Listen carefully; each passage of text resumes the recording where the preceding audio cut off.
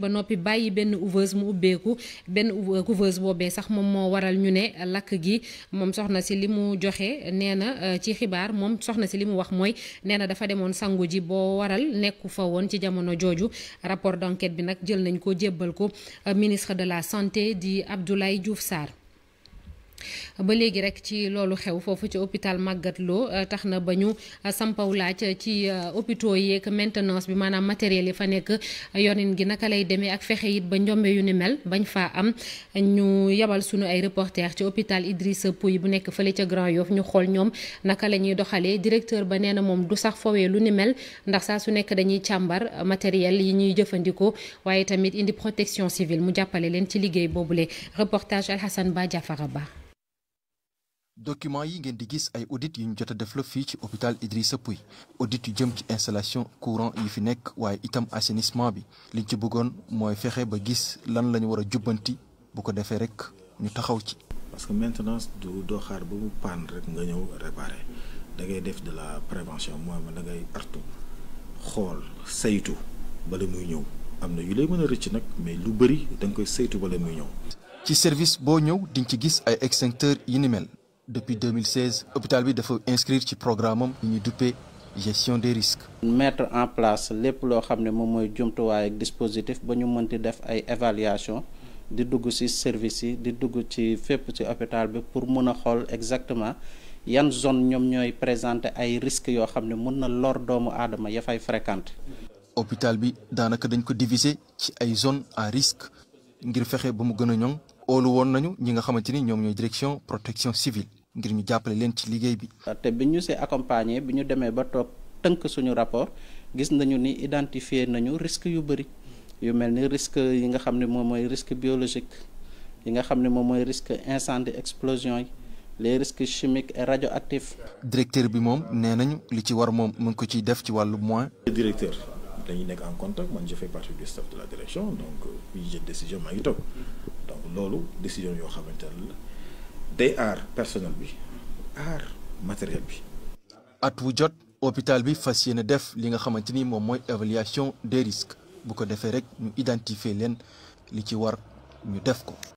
Alhassane Ba ci wér-gi-yaram la ñuy des ba léegi ak kii jiite syndicat cadre unitaire syndicat santé ak justice sociale moom ànd na ak Abdoulaye Diouf Sarr li mu wax moom ministre bi dafa ne bépp docteur bu ñu affecté ci biir réew mi nga bañ ne doo dem dinañ la teg ay daan mu joxe misaal gynécologue bi ñu yebal fële ca région bu Kolda mu lànk ne du fa dem te moo ne mi ngi doon wéy ba léegi di jot salaire am ki jiite cadre unitaire boobule di Cheikh Seck di fàttali ñoom waa kër docteur yi. li loi bi wax loi 6133 ñeel statut général fonctionnaire moom moo nekkoon ganu info du matin dañ koy déglu ci micro Chérif Diack Thierno Laurent Mendy.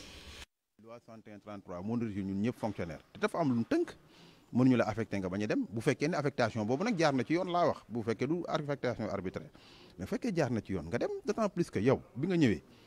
non seulement bi ngay jàng dan la bàyyi nga conserver sa salaire ba pare yokkalaat la ci benn bourse bu 300 000 francs ak yeneen avantage yu ñu lay jox nga pare nga jël engagement nga ni da ngay dem ñu yóbbu la ci àll bi nga toog dem def sa prise de service ñëw fii Dakar tëdd fi toog pendant 14 mois ti koo xam ne dinañ la fay presque ay 600 000 wala 700 000 boo ko multiplier ci ñaari at ñaata la presque 14 millions la 14 millions nga mën ko dugal sa yow sa conscience sax waru la may loolu. tey ji boo demee fii hôpitaux yu nekk ci Dakar yëpp mënoo am benn hôpital boo fii dem à partir de 18 heures nga fekk fi senior bu monte garde ministre bi ne woon na da koy régler comme li mu def nii defoon na ko bind note mais fan la mujj est-ce que am na autorité pour contraindre leen ñu ñëw garder.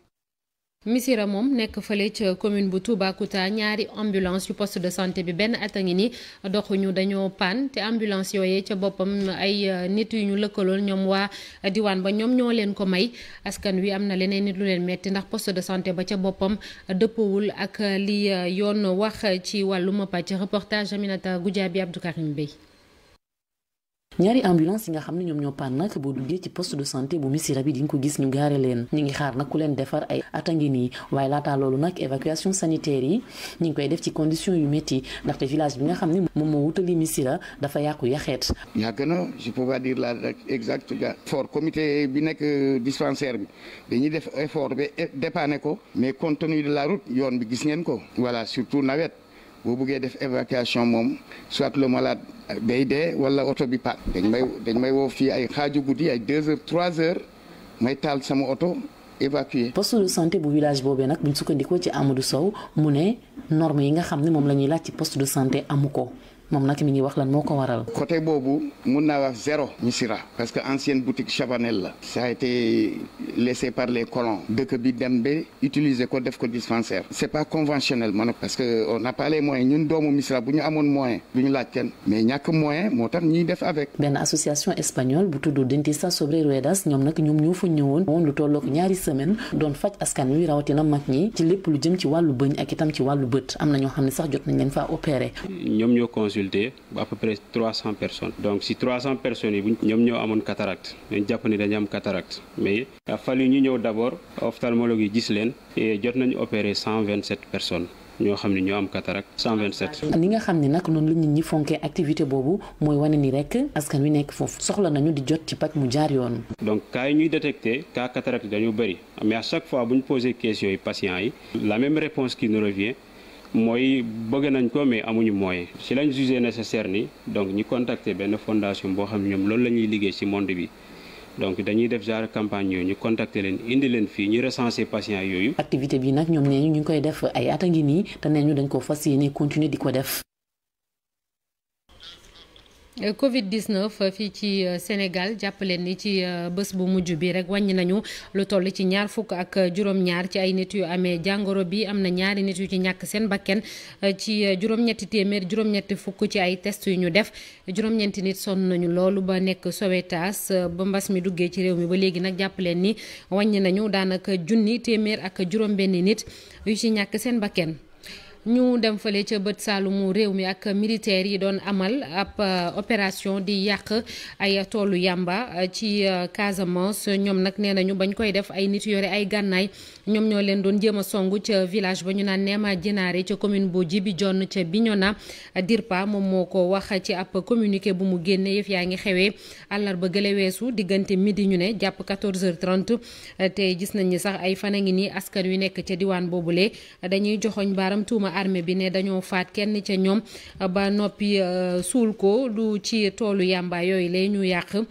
armée di leeral ni moom amul benn bilan bu mu mën a waxagum ci ñi nga xam ne ñoom ñoo leen doon songu te ñu riposté waaye ñoom militaires yi amul kenn ku ci faatu armée bi di dolli ni opération yooyu la ñu door ngir fexe ba kaaraange am ci diwaan boobule dinañ ko wëyal tey ci arrondissement bu Diouloulou ak Sindian liggéey bañ fa def ba noppi tax na ba ñu dindi ay poste de contrôle yu jaarul ci yoon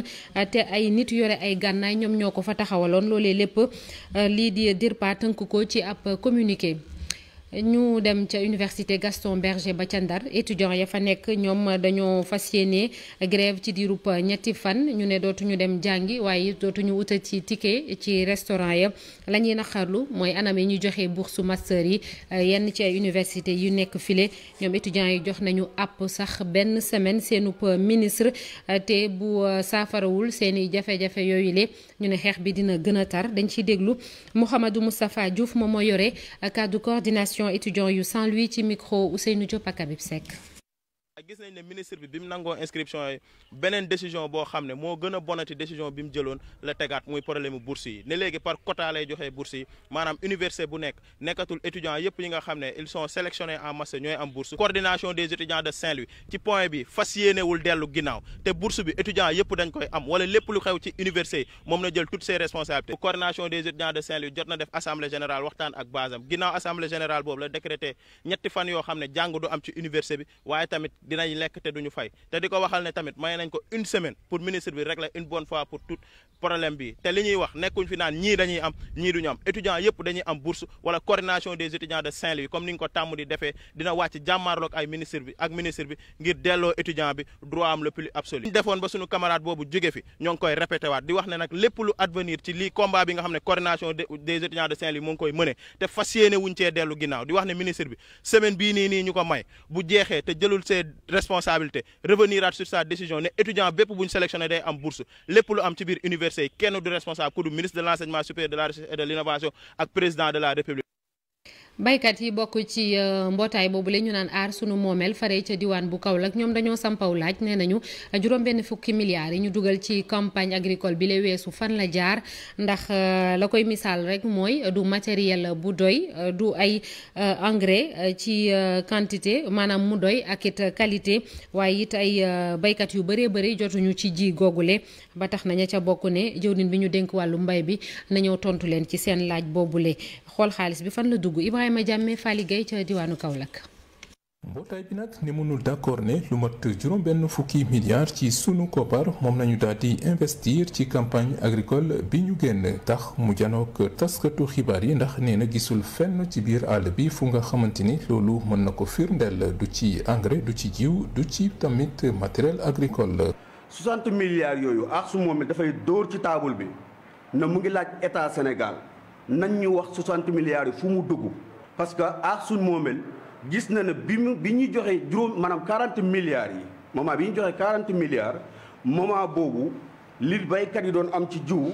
doon ko am ci engrais doon ko am ci matériel agricole ak bon bi ñu joxee 60 milliards yi amuñu ko. mbootaay bi nag nee na toogul benn place di wax ndax nee na dugg na ci biir àll bi waxtaan ak béykat yi waaye daanaka amul kenn ku ci am satisfaction. dox nañ wër nañ gis nañu suñuy ndaw suñuy nit ñoo ko wax. chiffre yi nga xamante ni moom la ministre de l'agriculture daal di joxe ne moom la ñu am ci wàllu production gerte ren jile mouvement bi nag taxaw na weddi ko bi mu set wicc ne loolu lee amul la. li mu joxe ay chiffre boppam la yu mu mën a gaase kese. amul c'est faux na président xam ne kii mu fii teg daf koy nax di rey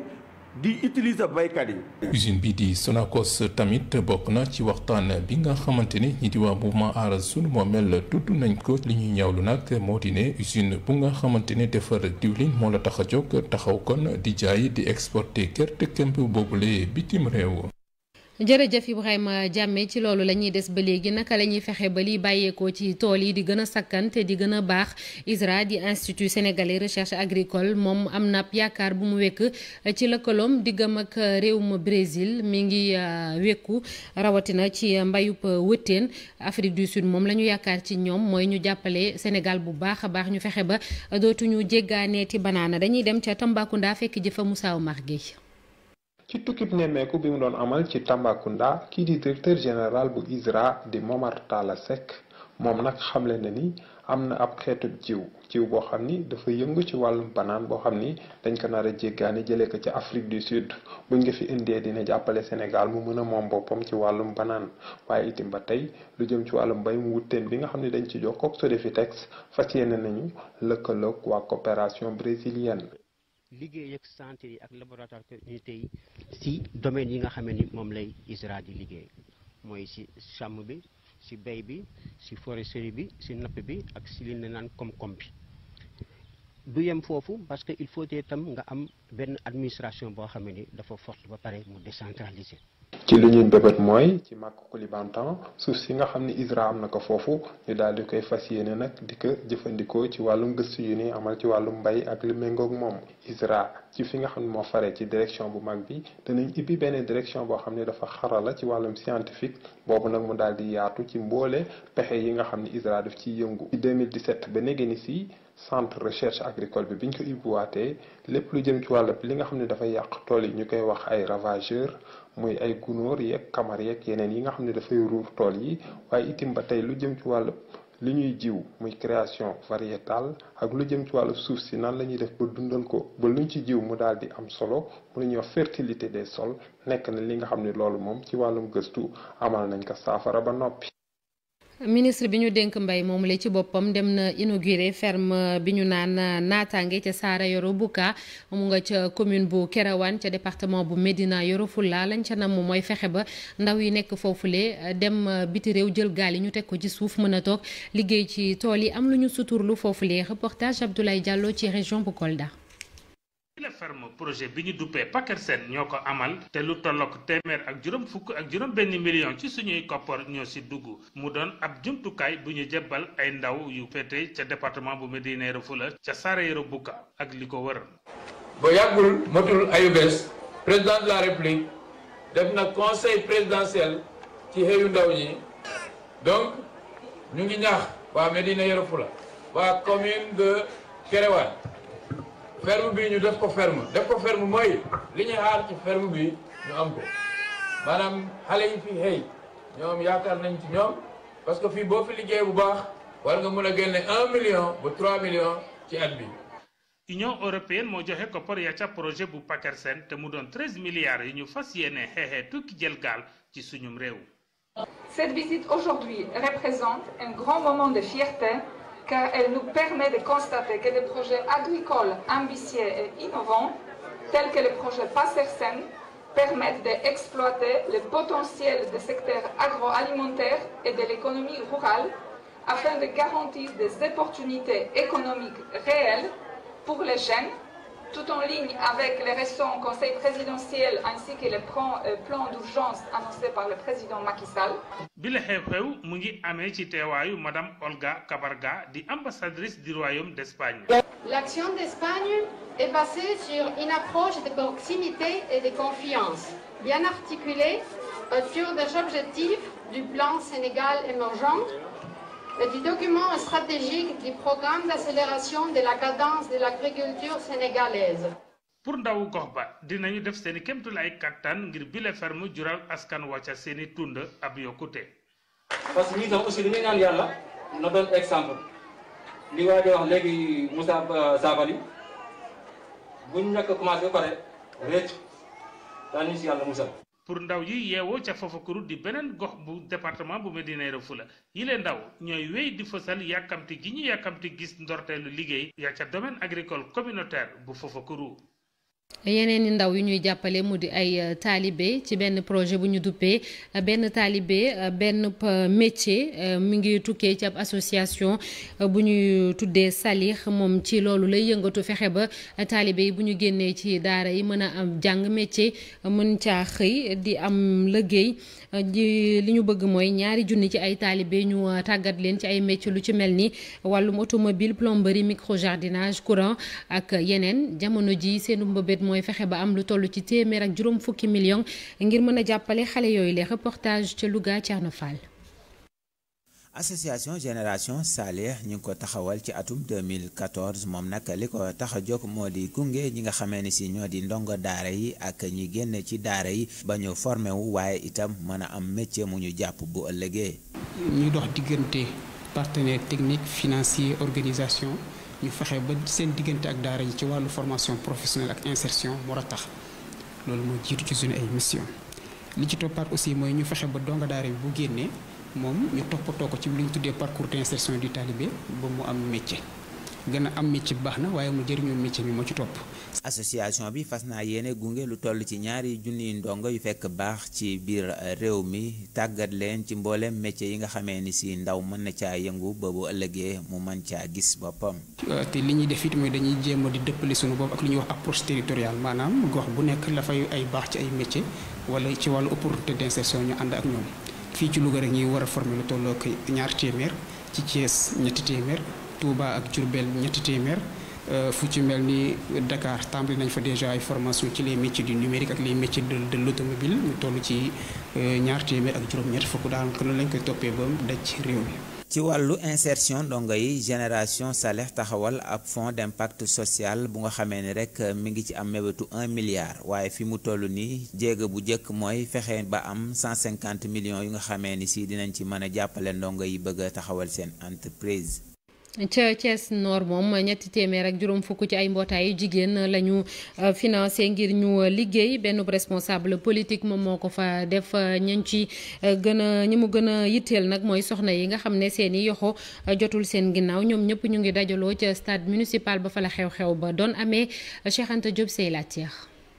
daanaka tey jii de mënuñoo génne jigéen ñi ci wàllu comme développement loolee tax nag lu toll ci 350 groupement de femmes nekk fii ci Thiès Nord kii di Habib Niang dajale leen ngir taxaw leen jox leen ay financement ngir ñu mën a yëngu ci wàllu koom. ñun képp ku ñu xam lu ñu xam mooy si wàllu social ak développement ñun ñi si bopp créer leen emploi ana jaaykatu gox bi la jóg taxaw ana jaaykatu gerte jaaf yi ñun def nañu ay formation jàppale jigéen ñi si wàllu eau de Javel ak savon si wàllu jeunesse bi si wàllu marketing si wàllu infographie si wàllu mécanique. Habib Niang ci ndaje bi yëkkati nay kàddoom wax ne yéeneem moom mooy fexe ba jël mairie Thiès Nord bi ngir mën cee dimbali askan wi. maa ngi tàllal loxo ñi nga xam ne maanaam dañuy wax dañu yor ay kuréel dama leen di ñaan seen kuréel yëpp nañ ko teg ñoo fekk suñu liggéey ngir Thiès jëm kanam mooy yàggatul ne ñu jël mairie bi liggéey suñu gox defar gox créé ay leaderu APR fii ci Thiès Nord di Habib Niang déglu bu baax nag jigéen ñi jafe-jafe yi nga xamante ni yuppi nañ ko ci kanamam te it ñu ci bëri nag wax ndimbal yi nga xamante ni jot nañu ko ba tey ji ku ci nekk mën a demal sa bopp jigéen ñi gox bu ne jóge woon nañ fa fii ci diwaanu Thiès stade municipal bu Medina Fall feesoon dell. ginnaaw loolu ñu dem ci xibaaru biti réew fële ca Tchad foofee ay manifestation ñoom ñoo fa door tey jëlee ci fajar gi daanaka 4h30 du matin ca capitale ba di N'Djamena ñu dégg ay sox sax ci ay quartier yu bëri ñu jàpp ni am na ñaari nit yu ci ñàkk seen bakken ci bal yu ñu leen dóor bu ñu sukkandikoo ci AFP ñii di takk der yi it ñu ngi ci diwaan ba di def ay patrouille ci manifestant yi ñu ngay taal ay pneu di lakk ay drapeau yu France la ñu bëgg mooy ñu conseil militaire de transition ba waaye it France génne loxoom bam seet wecc ci doxalinu réew mi foofule lii di ab mbootaay buy xeex ak yelleef doomu aadama di convention tchadienne des droits de l'homme moom mi ngi naqarlu bu baax a baax li xew foofule ñu ngi naan tamit jot ci internet ak réseaux sociaux yi nekk na lu jafe foofule mu di ay manifestation yu am daanaka ci ëllëg rek ba ñu fa tabbee ab premier ministre bu bees ak benn semaine daanaka ginnaaw ba Idriss Déby it no faatoo ñu taxawal fa ab conseil militaire de transition te doomam di Mahamad Idriss Déby jiite ko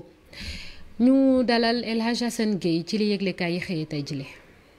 Libération xëy ñëwaat ci tiis wa woon ca l'hôpital Magatte Lô ca Linguère ak lakk gu fa faat juróomi liir yu tooy xepp di liir yu matul woon nekkoon ci couveuse yéenekaay bi ne enquête bi ñamu joxoñ mooy personnel ba fa nekkoon de garde ci jamonoy jéey ji ndax nag bi lakk gi am relève ba dañu waroon wuutu seeni naatangoo kenn gisu leen woon ak i gët yéenekaay bi ne ay daan ci seen wàllum liggéey nag moom munta ñàkk fileeg ak topp wala déet ci wàllu yoon ci source a nijaay kuñ naan Maymuna Sow ñàkk ca liiram bu jigéen di ci yàq lu ne waa l'hôpital ba moom Ada Kambel la mu ca wax mooy amul woon benn agent bu ay garde rax ci dolli saal yi ñu ne ko ràpp tëj ca kaw gune moo waral ñu daal di asphyxier maanaam xëj Ada Kambel ne bu fa fekkoon ab garde sax mu mën a jëfandikoo extincteur ba di jumtukaay yooyu ñuy faye lakk ngir dakkal mbir ma source a ci weneen wàll ne démb gendarmerie Linguère déglu na chef maintenance hôpital ba waaye nee na lakk gi moom jógeewul ci court-circuit ba tey ci wàllu woowee ak tiis ba ca Linguère laas xamal ñu ne bilan bi gën na diis ndax ñaari liir yéenu rawale woon ca Matlaboul Fawzeyni ca Touba Mbacké mujj na ñoom it faatu muy kon juróom-benn ñu ci génn àddina ci hôpital bu Ziguinchor la ñuy des ak laas yéenekaay bi ne foofee liggéeykat yay tàmbali ab grève tey jii grève ñett ci fan urgence yi ak service minimum rek la ñuy def ñu ne li waral nag seenug mer ñàkkum jumtukaay ca la ci hôpital ba ñàkkum ñu ne spécialiste jafe-jafe ngir liggéeykat yi tarde mi ñeel payoor yi ak yeneen dañuy des ak wàllu wér-gu-yaram ak le témoin mi waxtaane liggéeykat yi kër docteur yi faral di lankal kilifa yi affecté guñ leen di affecté ci kaw gi ak lank gi ci boppam jëm ci wàllu affecté gi ni mu sooxeelee paju mi ci Sénégal misaal gi di ñetti gynécologue yi lankoon a dem liggéey Kolda laaj bi yéenekaay bi def nag ngir ak pencoo mooy ndax ab médecin bu état bi jël sañ na lank affectéem fenn ci goxi réew mi ñenn ci docteur ci yéenekaay bi leeral ne yëf yi du ak lank de waaye nag lanuy ñaawlu mooy ñàkk jumtukaay ci paju mi ñeel gox yenn ci Sénégal nga nekk léeg-léeg benn spécialiste ci goxab lëmm di liggéey 7 jours sur 7 doo am keneen ku la jàppale ca nag buñ la fa affecté fàtte la fa bëgg a ñëwaat wala ñu jëlee la fa dalay të witt ba yëf yi mujj ci démission ak yeneen faaw ñu ne kon affecté yi di ànd ak luy sawarloo nit ki docteur Amadou Sow médecin légiste la moom ba tey ak le témoin la mu gis mooy faaw ñu daal di yeesal réformer système spécialisation ci réew mi maanaam di recruter médecin bi ci buy tàmbali rek spécialisation ngir mu bañ di am lay ak yeneen di lànk bu nu ko yóbboo ci région bi wala muy dem bitim réew ak yeneen docteur Sow di leeral nag ne ministère de la santé cote moo am sañ-sañu njoxem ndigal ci ki bëgg a faje ci wàllu privé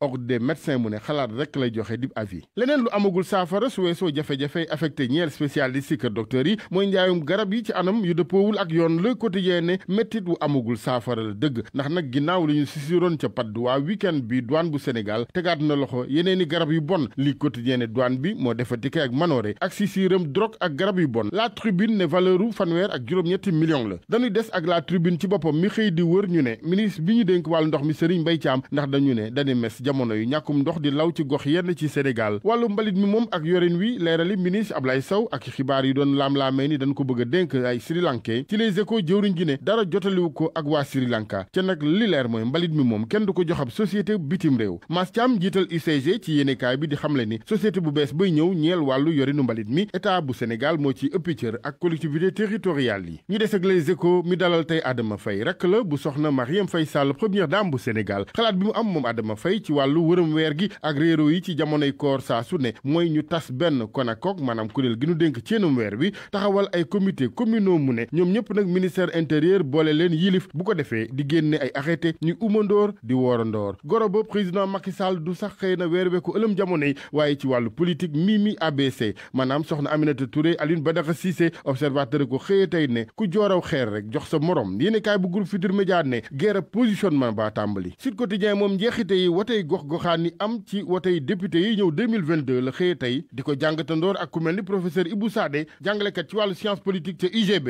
ak Serigne Thiam enseignant chercheur ca université Cheikh Anta Diop bu Ndakaaru local yi Sud Quotidien jàppee ko ay primaire maanaam cegg gi laata lamb ju mag ji Le Soleil ci wàllu koom-koom la xëy tey moom dem ca xolu Casamance ca dëkk buñ naan caax yéene kaay bi ne muy ci arrondissement Diouloulung di ca Sindian l'armée bi raxas na foofu fépp tàqale askan wa ak trafiquant yamba yëf woon ak wàllu ëkk garab yi muy dëkk bi di Mongoon Boussonor Bolonguir Nema Jinare ak Tambu yëpp léegi askan wa ñu ngi jublu ci mbayum kaani gi ca mu dox lool ci ñoom ñu jeexale delloob njukkal gi waaye sargal gi ñeel tey bindkat bu mag ràññiki lool macha allah ci Sénégal soxna Aminata Sow Fall di màggal juróom-ñett fukki atam tey seede yi tukkee fu ne ci Le Témoin dale ko ci Souleymane Bachir Diagne Louis Camara Nafissatou Dia Diouf Rahmatou Seck Somb Adi Anne Moustapha Tambadou Mariama Ndoye colonel Moumar Gueye Fama Diagne Sène ba ci Abdoulaye Racine Senghor ñëpp ànd maase ci xereñ gi ñeel soxna si macha allah kàggu mu am solo bi mu doon ci wàllu mbindu ak taxawaay gi nepp soxna ci penc mi joyeux anniversaire grande dame ni koy naata ngoom bindee ci yéenekaay bi ñii ne ko Linguère ñi des ne la dame en majuscule la référence macha allah. Vision Futurs Médias yeneen i xibaar 18h30 incha allah di leen ñaanal koorub jàmm ñu yenn ak jàmm jërë ngeen jëf.